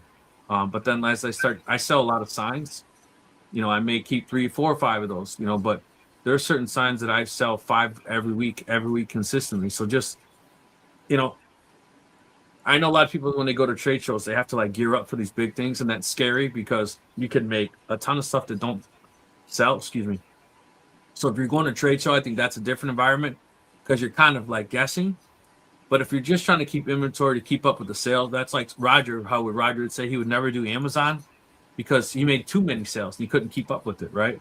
So basically, if it's something that you want to consistently sell and you want to be able to keep up with demand, and it's always easier to batch anything, that's when I would do it. But I personally would never make 100 of anything with the assumption it's just going to make. I would test the market first. Yeah, and you got to be able to pivot really quickly if the market changes, right? You don't want to have 5,000 of something. You're just going to get stuck with it, right? And then you're trying to get rid of things. Yeah. Coasters, I made these socks that said turkey socks for Silver Fox, and no one bought them, and now I got to wear them every day. You're selling them in the wrong geography, man. Sell them out here. It's all about market. Rick, why you got those pictures of socks, Steve, on your socks every day? Hey, they wouldn't sell, man. I gotta wear them. At least I got them autographed. Someone want to take this? Yeah, Chris says that's why he's semi-retired as diodes, CO2, fiber, and UV. I assume he's only retired. And he just got his UV not too long ago because he kept blaming me for not bringing it to him early. So, you're up, Santa, more on your question. Surface engraving glass with UV isn't as critical in internal engravings. Most times you want it a little out of focus anyway for better coverage. Okay. Yeah. Well, yeah, for surface engraving. For internal engraving, the beam is going to focus where it focuses, right?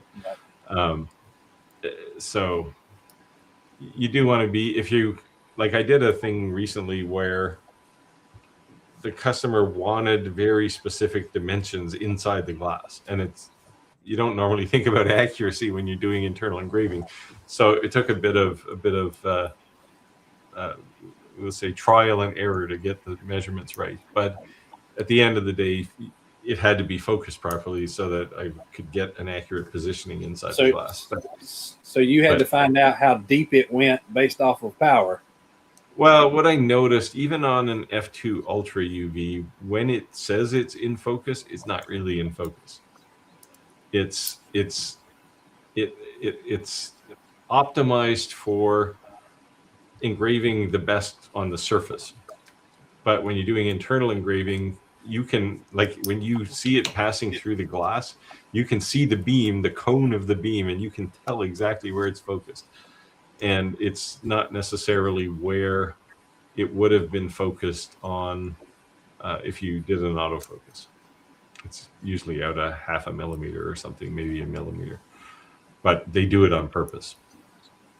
So it's a little bit different. But in Xtool software, I think they compensate for that because you set up the dimensions of your crystal that you're engraving, and it actually always focuses on the bottom of the crystal. But it knows how big the crystal is, and then it moves it up and starts at the top. So it's a nice idea how they handle it, because it takes a lot of this worry out. Whereas like an Omni X, you're trying to find the surface to focus, or well, you can focus on the bottom too, I guess, and come back, but it's not as easy. So, Sam, I think you have some competition, Mr. Grinch. Wow. Did you change your Facebook, your YouTube name? Because I don't remember that being your name, or is that your handle, Mr. Grinch? You're a mean one, Mr. Grinch.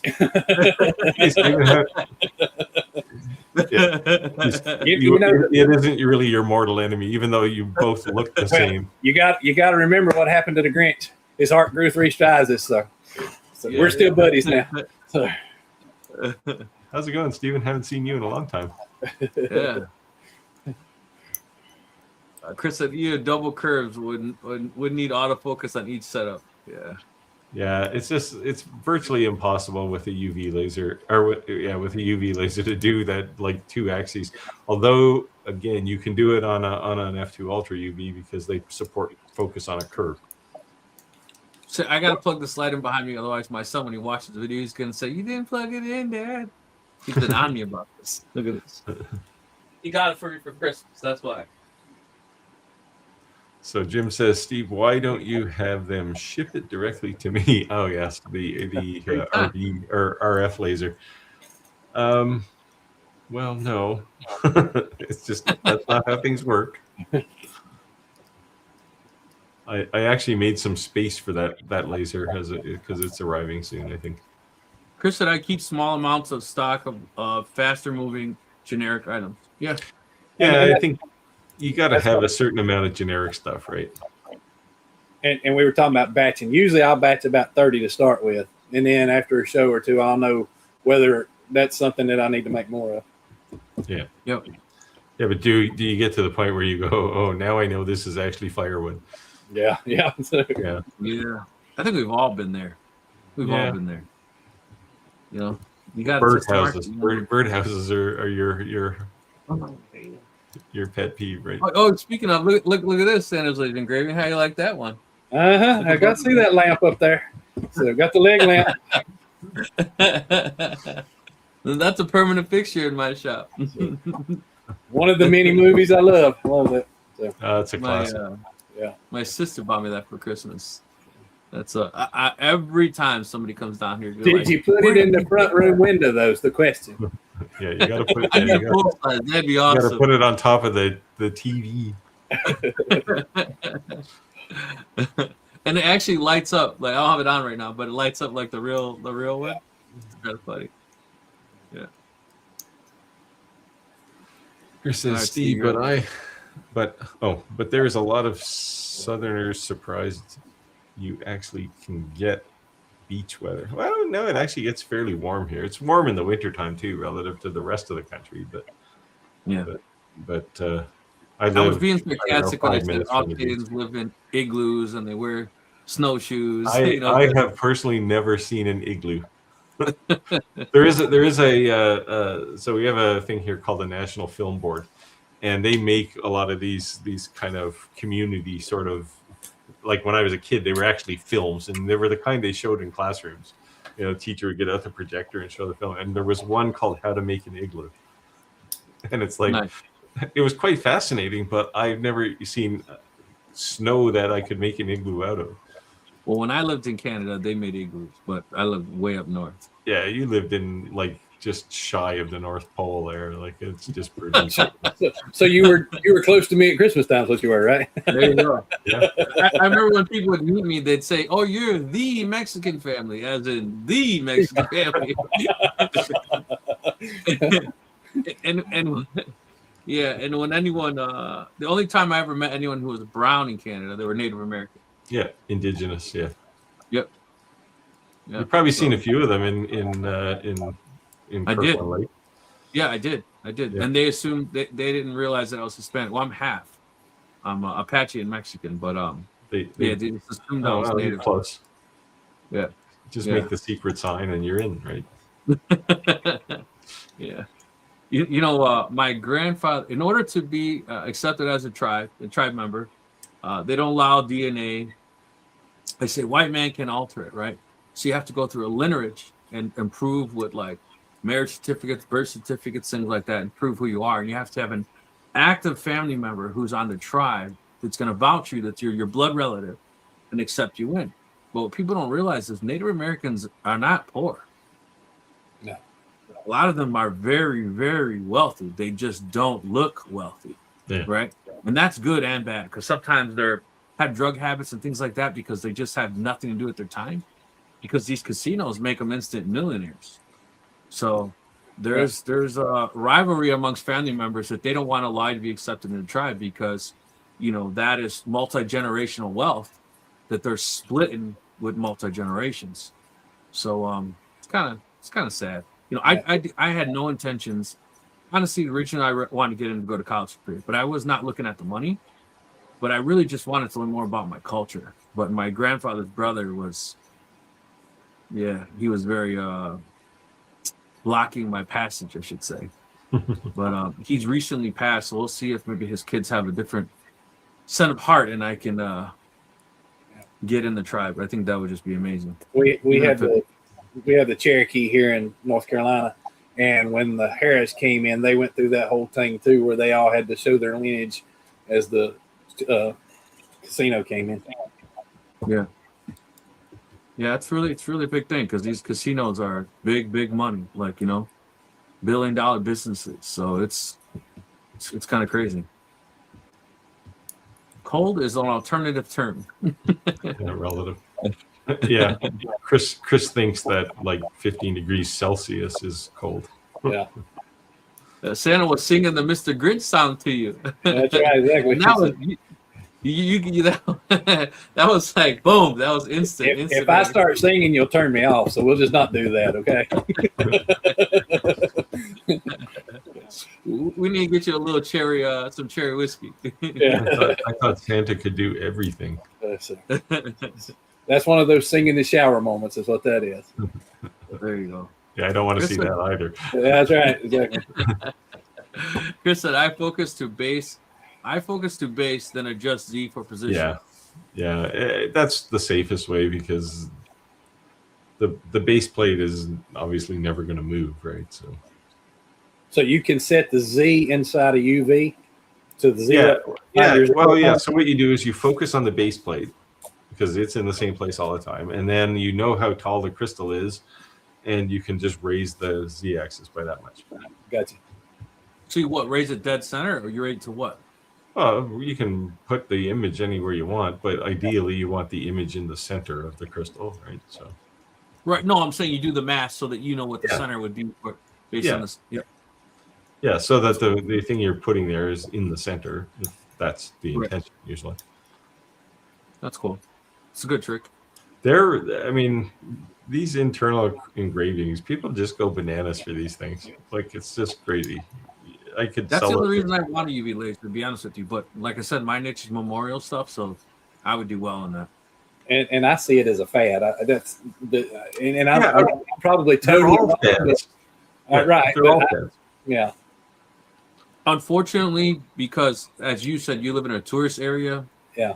I live in a very gang violent area, and memorial stuff is big by me. So we all know Chicago has a bad reputation. I'm glad I live in a tourist area. Yeah. Chicago is not sometimes friends to their own. That's all I could say. Kevin said, I'm thinking of some type of UV. It's going to be my next machine. Yeah. Steve was saying last week, eventually, every single one of these laser manufacturers are all going to have their UVs. And I agree. Yeah. I agree. Well, this year they're all going to have UV printers too. Yeah. Right. And the difference is that UV printers have been around a very long time, but they were large format printers. Yeah.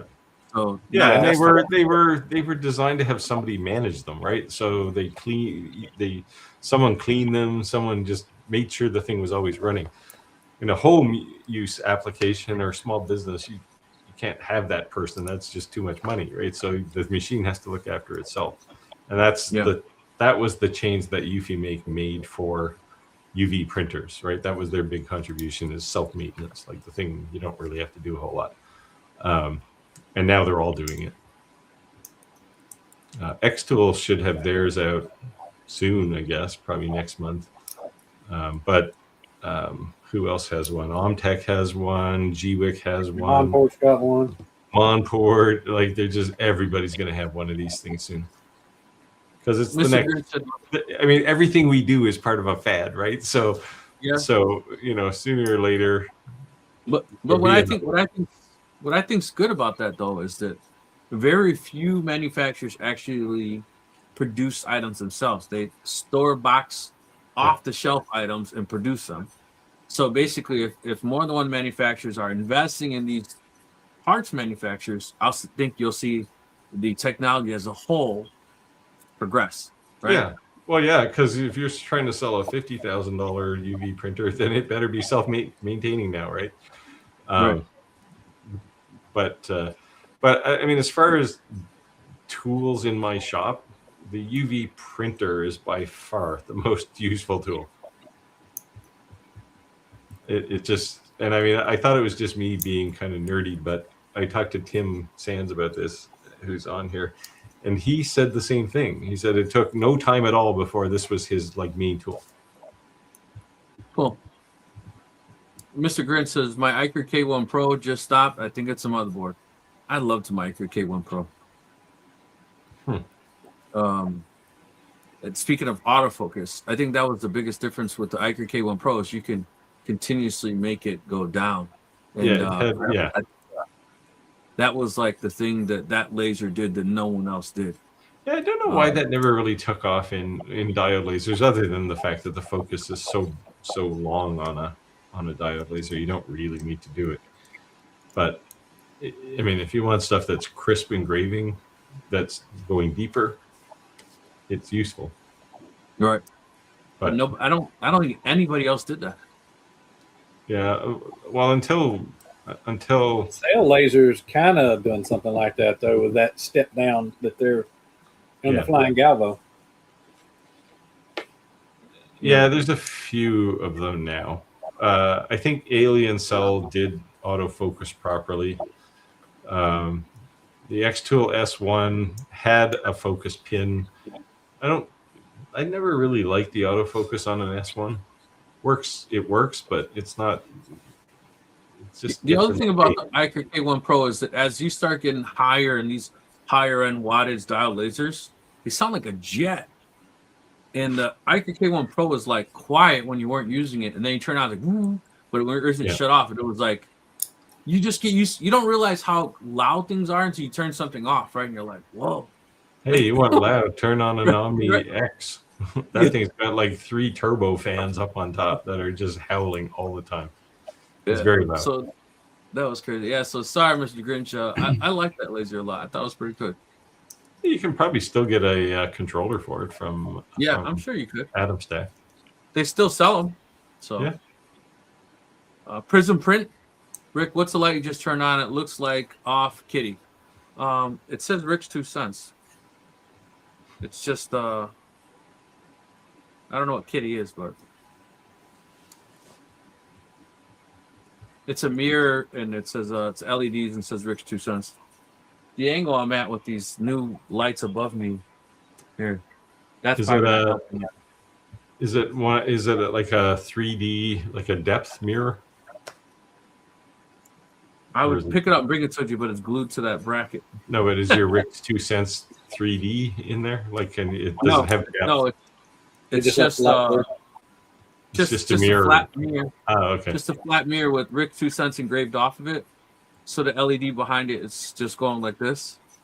So it's coming through the mirror. Yeah. But I'm on my laptop cam. When it's on regular camera that's farther back out, it's easier to see. But I think with these lights, they're kind of reflecting off the mirror, maybe hard to read. Yeah, you need to put Probably a little easier hood. to read. You need to print 3D print a little hood over for the top of it. Oh, you can't even see with it off. Yeah. Yeah, that'd be printing a little hood. That'd be funny. Just enough to take the reflection off for these lights. Like a ball cap for your light. Yeah, these lights are insane. I still got to put them over these CNCs, though. Why? You never use it. I use it. I just haven't put it on video. Hey, you know, you bust my chops. I haven't even seen one CNC video of yours. I've got 3 or 4 of them out there. You got the little one. You got the little 2 trees, not the big guy. No, yeah, I've done some on my Onefinity. Are you sure? You go find my wooden spoon video, and you'll find out how to make wooden spoons on a CNC. And the actual CNCs in the video? Yeah. Huh. I've never seen a CNC video of yours. I'll take a look. I've done coin engraving on a CNC. But I thought that was the little guy. No, it's all. I don't use something small. And my Onefinity is the only CNC in my shop. Oh, okay. Big Sarge says, as a first-time viewer, you guys are great. Love the batter, solid information. Now you love Santa as a guest. You made my night. Yeah, who else has Santa on their live? We could. So, exactly. glad you enjoyed it. So, matter of fact, if you don't subscribe to all of us, you get put on the naughty list. So you should post your you should post your channel, Chris, so people can subscribe to it. So. Yeah, post it up, and I'll share it on the screen. Give me here just a minute. So those who are new to the live, if you're wondering why do we read these comments, it's because that we're using an app called StreamYard, and what that's doing is taking all of our social media and pulling it into one. So if you're on Steve's Facebook, if you're on my YouTube, you know, and or vice versa or whatever, it pulls it all into one. And then there's a lot of people who actually watch the podcast. There's a lot of people who only listen to the podcast. And then they chime in, like if I was to say clap, clap, clap, you'll all of a sudden see them comment in the comments. Or if I was to say Louisiana hobby guy, it's like I Dream of Genie. They magically appear on the live, you know, but they're actually listening. So that's why I read it out, because a lot of people listen to the live as they're working or doing something. So.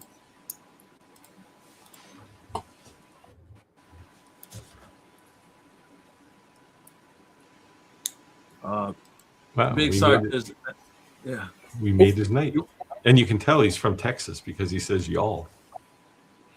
I used to have a manager in Texas. You know what plural of y'all is, right? Well, I did. Yeah, I was going to say I used to have a manager in Texas, and when I go down to Austin, a bunch of us would get together, and she'd say all y'all, y'all. It's like all of you. I thought y'all was all of you, but no, there's a plural to that apparently. My grandmother would take it one step further, and she'd say yuns. All yuns, come here.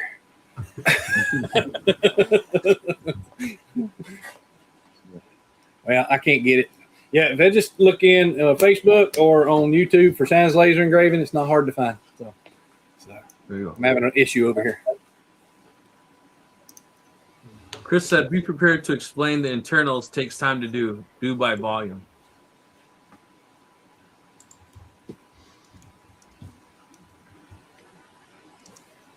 Hold on.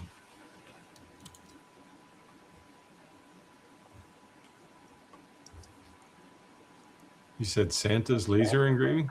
Yep. Yeah, I got it. I was just gonna post it. Thanks.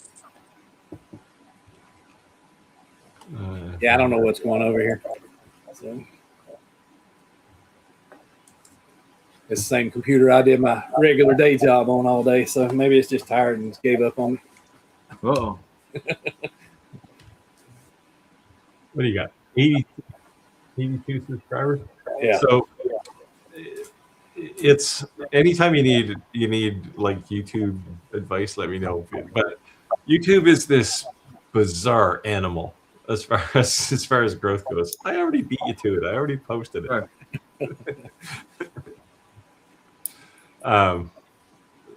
But you know, when you start out, you start a channel and you have 0 subscribers, and then you convince like your wife to subscribe or something. My wife does not subscribe to my channel. She's never seen one of my videos, but it's always somebody and then it starts to add up, and it kind of accelerates like crazy for a while, and it just kind of grows. And well, I think if you just don't have any expectations up front, I think that's how you do that. You just go in there and do what you want to do, and if they like it, fine. If they don't, fine. And that's kind of the way I'm looking at it. When I started my YouTube channel, I started it because I thought it would be easy. Boy, was I wrong. And the reason I thought that was because we have a friend, is actually a friend of my wife's, and her kid, when he was, I don't know, he was probably 10 when he started his YouTube channel, and all he did was walkthroughs of Minecraft stuff. And he bought his first house when he was 16. It's like, wow. It's like, okay, so this has to be easy. Some 10-year-old can do this, right? And it's like, no, this is brutally hard. You know why? Because other 10-year-olds watching him. Yeah, well, that's the thing, right? There's a lot of 10-year-olds in there. But yeah, he was Disney wanted to hire him for something, but he didn't want the job. Well, my one surprise was the amount of editing you end up having to do. That's really what people don't know. Yeah, one of the things you'll learn though is as you record, you get better, and you learn where to cut corners when you're editing too, right? I mean, I still take way too long to edit videos, but I'm a little neurotic because I want the thing to be pristine and look awesome, and sometimes I have success at that. But yeah, what are you using to edit? I've used CapCut most of the time right now. Yeah, I switched to DaVinci Resolve pretty early. Yeah. It's free, right? Like you can use the free one, which is fully functional, but won't let you do. You can't do like if you want to have flying graphics and stuff, you can't edit those with the free version. I downloaded it about a month ago, but I've not really dove into it yet. Yeah, it takes some pretty hefty compute resources though. Like you need a GPU for video card, and but it runs on pretty much any Mac because they all have GPUs in them. Yeah. Well, the new computer is an Intel Ultra 9 core, so yeah, it's the big bad guy. What's that? Well, it's an i9, that machine. It's probably more than 9 cores. Then it's probably 24 or something. It's an Intel Core Ultra 9. Yeah, that's probably got 36 cores in it. Yeah. I don't know. It's one of the most expensive computers that Best Buy sells. You see, if you had waited, you could have maybe got it for free and done a review. I know. You want to take this, Steve? I don't have Xtool products. Prism Print says, so do any of you have any thought on Xtool heat press, sublimation oven, and sublimation plate in one machine? So, the heat press, yeah. I thought Xtool was supposed to send me one of these. The thing I was interested in this was not to make T-shirts because you can pour your powder on them and press them and make a T-shirt iron-on. But I was more interested in the vacuum forming because you can 3D print some shape and lay a piece of vacuum form film on top of it and shrink it down and make something like make a mold, basically, right? So RC car bodies. Yeah, I'm not going to make car bodies, but people pay big bucks for RC car. That would be my interest. Like what I'm intrigued about, we'll say, with this particular heat press is that Xtool made it, and it's like $300. Like the thing is cheap relative to every other Xtool thing, and it has some really interesting value. Certainly, if you're making T-shirts, like Tim makes T-shirts, and he was looking at one of these. But like I said, I would do mostly vacuum forming with it. The only thing that I would say is that any desktop printer, to keep in mind it's not a commercial printer, that it's a desktop printer. So like I started with a first an L1800 that was modded and converted before there was a thing, and no matter if you don't have at least dual heads,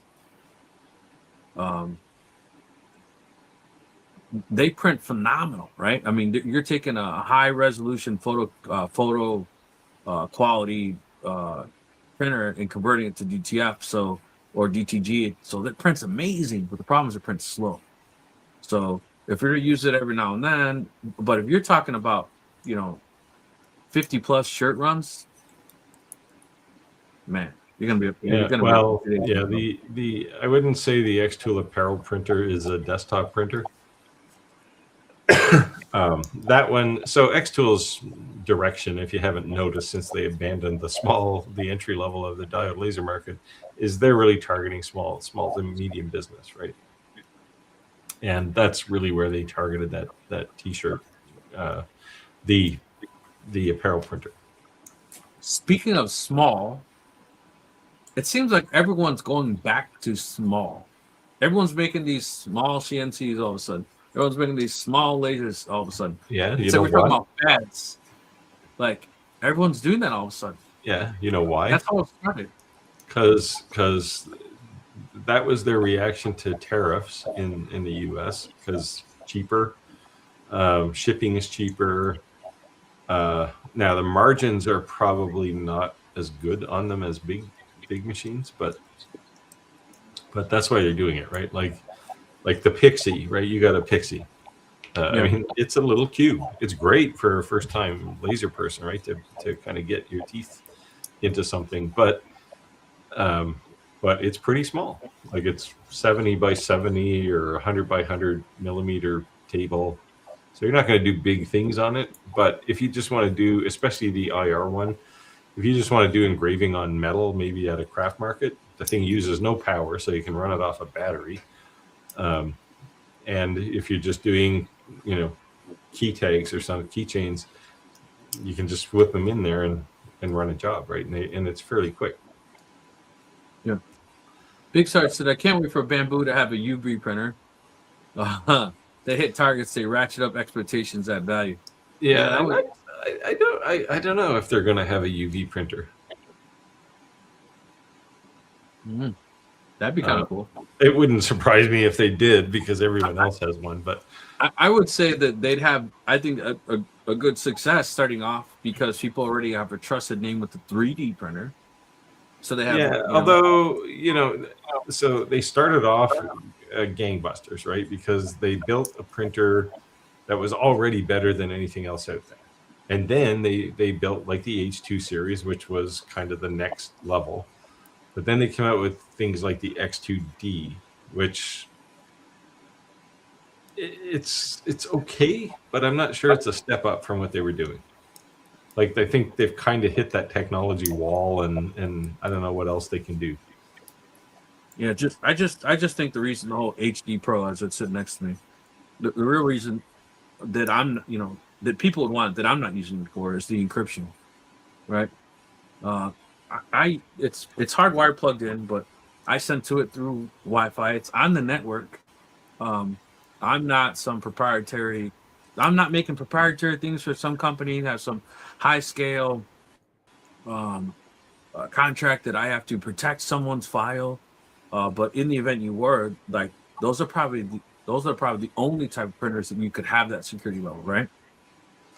But yeah, although if I was worried about security, I wouldn't have it on the network at all. But right, I know, but I'm just saying, I think that was one of their pitches, right? Yeah, I think a lot of that's marketing, though. Right, I said pitches. Yeah, exactly. Yeah. Like it doesn't add a lot of practical value either to the printer or to you as far as a user, right? It's good marketing, though. But is it a case too where you're into one specific thing and you're trying to get into something else and you're going to end up losing it in both of them?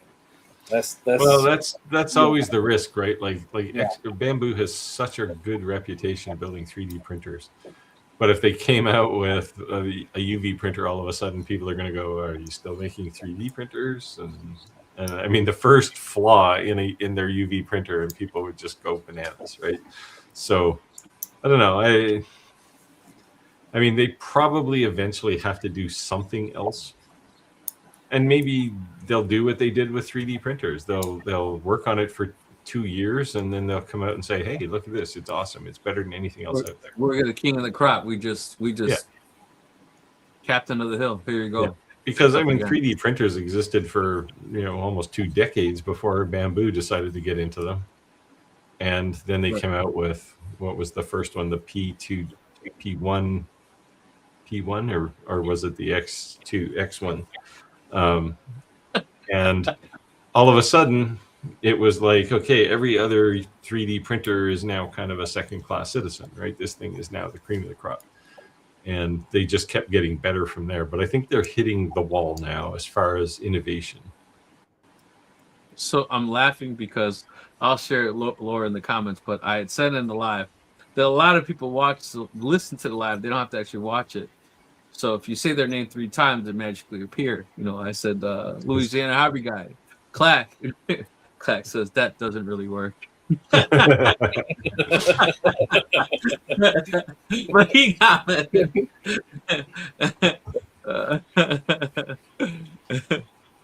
He didn't go like this and make his nose go like that, though. Yeah. I might say his name more often if he looked like that blind. I don't know. Tim says to Grinch, I have a spare. I think I have the same model that I boxed up for space. What was he looking for? Great laser. I think he's talking about his IKEA. Iker K1 Pro is looking for the motherboard. Oh, right, yeah. Well, there you go. You got if you guys want to make a deal, you can reach out to him. Coast to coast, literally. Yeah. Tim says Kit the car. Yeah, from Kit. Knight Rider? From Knight Rider, yeah. Yeah. There you go. He's saying the light. Yeah. Kit's probably pretty rusty these days, though. There you go. Yeah, from the TV show. Mr. Grin said Rick's the coin master. I'm trying, man. I'm trying. Yeah, Prim said that the car named Kit for Knight Rider. I thought you were old enough to remember. Oh, yeah, I am. Trust me. Knight Rider was definitely a thing that I watched all the time. Loved it. Kevin said, there you go. Rick, looks like you're a DeWalt fan, the same as I am. My shop is slowly turning to yellow and black thing. Yeah. Whoops. There you go. And then you see the boxes. This stupid guy right here, this is money. If anyone knows what this is.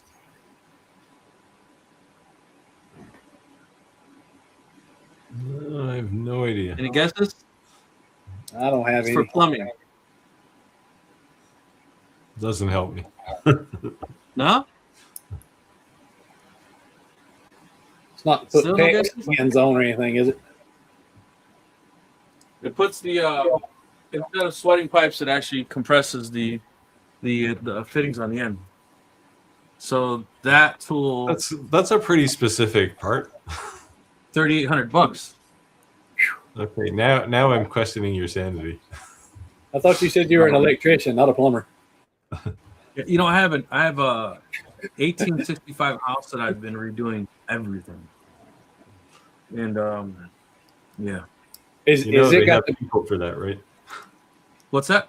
They have people for that. You can hire a contractor and just let them do it. I'm Mexican, not Mexicans. Yeah, but there's probably some Mexican contractor who will do it for you. I'm assuming that your house is built with the balloon construction, where it goes from the ground all the way up in the walls. Yeah. Yep.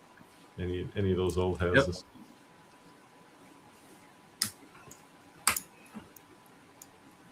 There's Clack. That doesn't really work. It works. Say Clack 3 times and click your heels. Yeah. There's no place like home. There's no place like home. He was probably sitting in his big chair watching television, and then he heard that. Got called from the house to the shop. Red Dooley's laughing. See, I was right. Louisiana hobby guy. He normally watches from his TV. So when when we mention his name, he turns on his laptop and he'll reply a little bit later. Prism said, and if you have ever been here long enough, you know what the silver fox is. Yes. It used to be blonde one time, and I thought, hey, I'm blonde. I'll never go gray, and it just kind of stopped being blonde.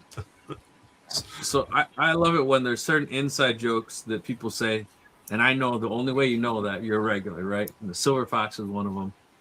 Yeah. Funny. Yeah. Look for me at OnlyFans at Silver Fox.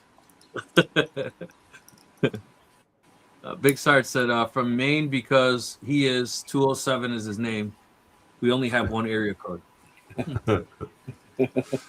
I remember when phone numbers changed from you only had to dial an area code that was outside of your area code, then to having to dial an area code at all times, and that was like a big thing. And then you had to dial one when you have to dial one.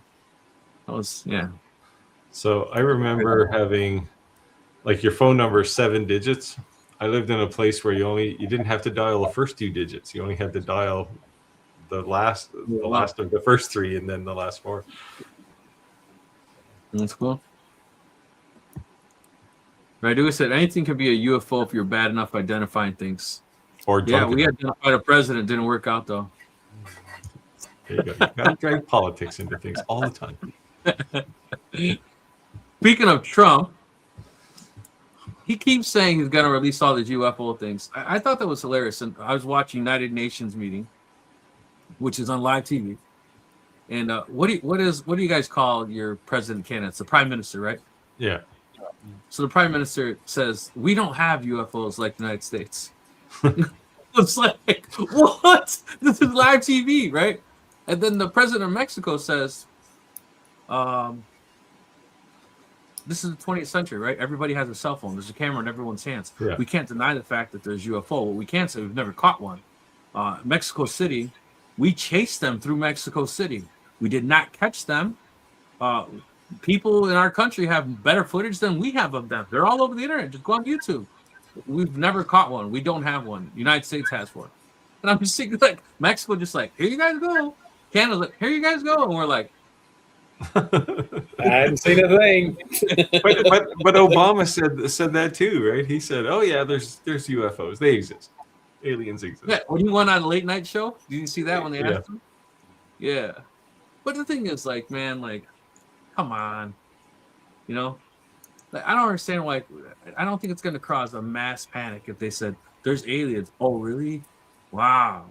It'd just be cool to know that, like, it exists, you know. But I don't think anyone's gonna. And all the Mexicans would hide. Are they illegal aliens? No, they're real aliens. All the people then who said there were anal probes that wouldn't have to hide it in the closet anymore, they'd say it was really happened. But Prism says, I'm buying X-Tool press just to vacuum custom press packages.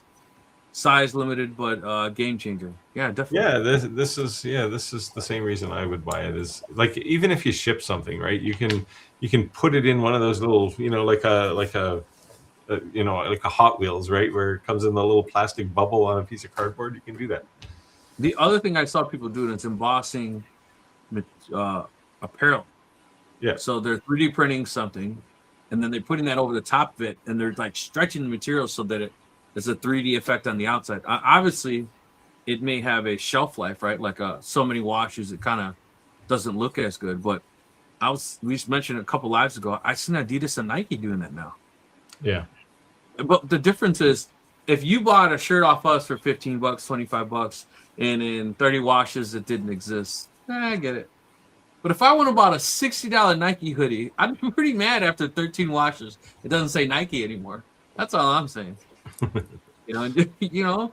And that's the way it's made. So Nike would say, just buy another one for $60. Yeah.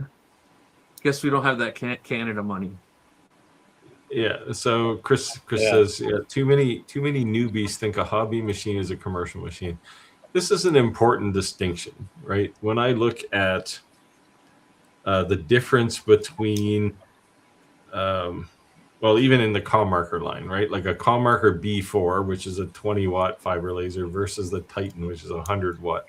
There's a pretty substantial difference between those two as far as capability and throughput too. Honestly, Well, like and the precision. If yeah, newbies had to get the precision that an industrial or something like that, we wouldn't have as many coming in and enjoying the same things we enjoy. Facts. Chris said small is good, but you can fit more different machines in one work area. Yeah, we all are kind of working in confined spaces. So if you're working with small things, then having a room full of small lasers is definitely more efficient of your space, right?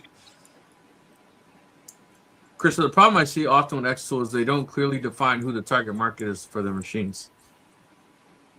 Yeah, well, they do. They just don't communicate it well, I think. They were, for a long time, they were kind of sitting on the fence. Are we consumer? Or are we commercial? That thing is polished to a shine. That thing's never been turned on.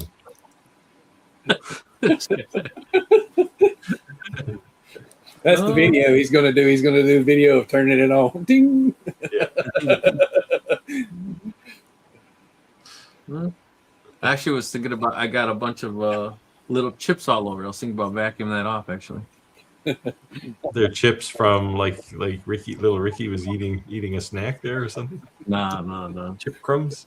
I was honestly, so we talk about jigs all the time, right? And when you make something like regularly, you have your sounds that you have your settings all dialed in, everything's dialed in, and I make these flower planters that sit on someone's grave, right?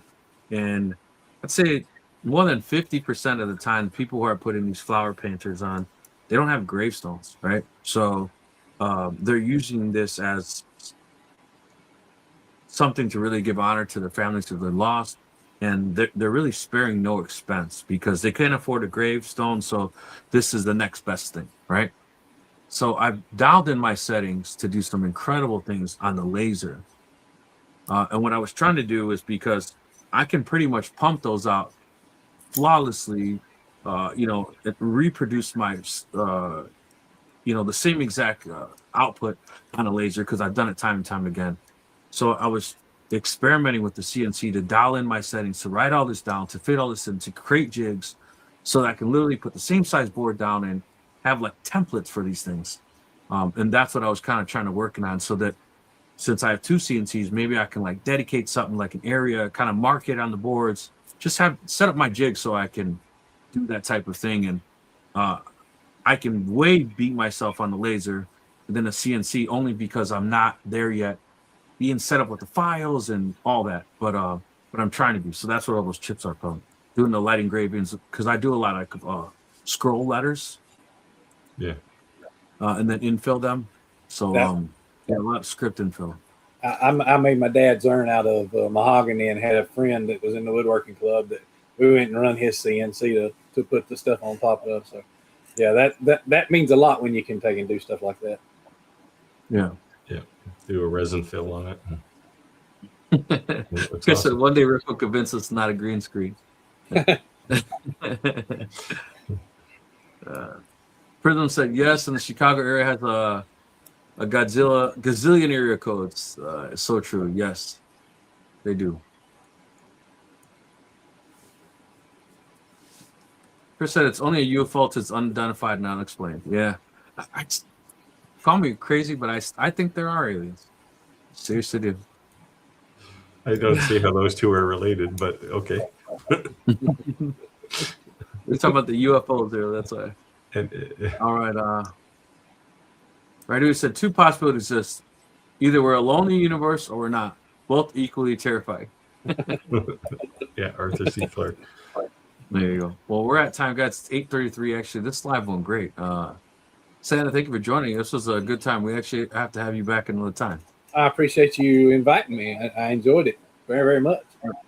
Let me before we close out, I'll just make sure I reshare your Facebook, your YouTube, so if people want to subscribe, they actually can.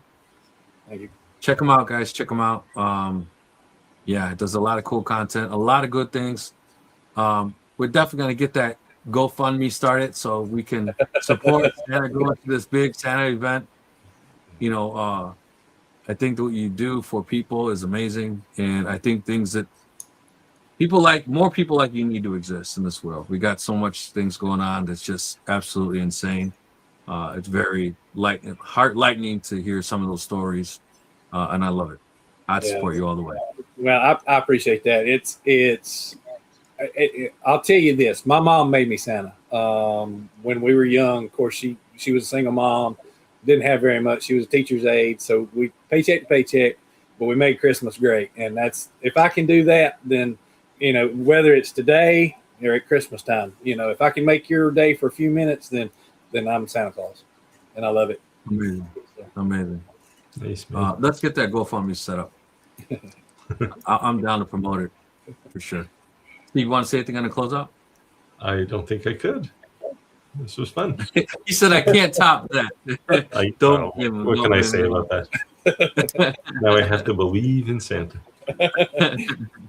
Yeah. All right, guys. Thank you all for joining us. Yeah, of course. I know you're watching. Yeah, that's right. Y'all have a great night. See you guys. Take care. See you guys next week. Thanks.